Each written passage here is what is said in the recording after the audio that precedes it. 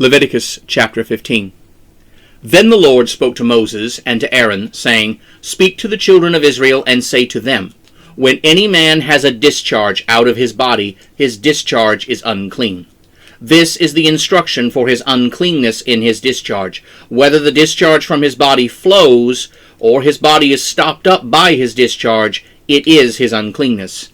Every bed on which the man with the discharge lies shall be unclean, and everything on which he sits shall be unclean. Whoever touches the bed shall wash his clothes and bathe himself in water and be unclean until the evening.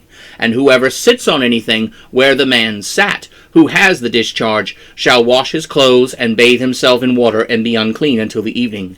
And whoever touches the body of him who has the discharge shall wash his clothes and bathe himself in water and be unclean until the evening. If the man with the discharge spits on someone who is clean, then he shall wash his clothes and bathe himself in water, and be unclean until the evening. Any saddle on which the man with the discharge rides shall be unclean. Whoever touches anything that was under him shall be unclean until the evening, and he who carries any of those things shall wash his clothes, and bathe himself in water, and be unclean until the evening.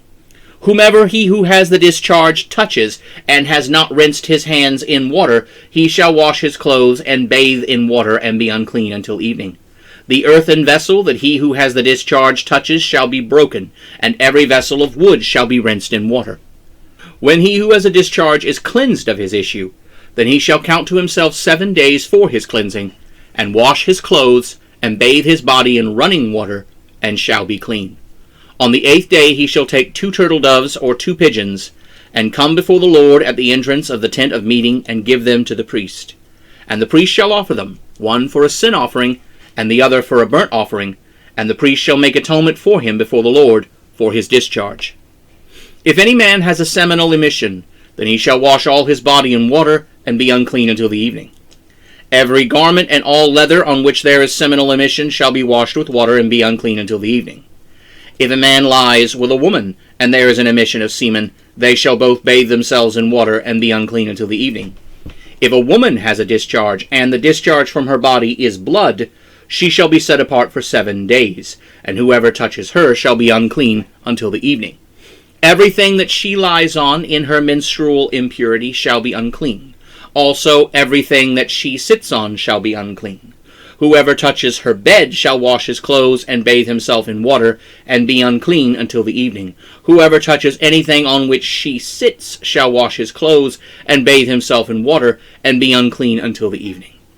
Whether it is the bed or anything on which she sits, when he touches it, he shall be unclean until the evening.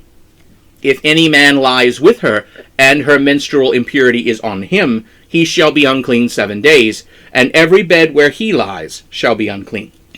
If a woman has a discharge of blood for many days, not at the time of her menstrual impurity, or if she has a discharge beyond the time of her impurity, all the days of the discharge she shall be in uncleanness, as in the days of her impurity she shall be unclean. Every bed that she lies on all the days of her discharge shall be for impurity, and whatever she sits on shall be unclean, as the uncleanness of her menstrual impurity. Whoever touches those things shall be unclean, and shall wash his clothes, and bathe himself in water, and be unclean until the evening.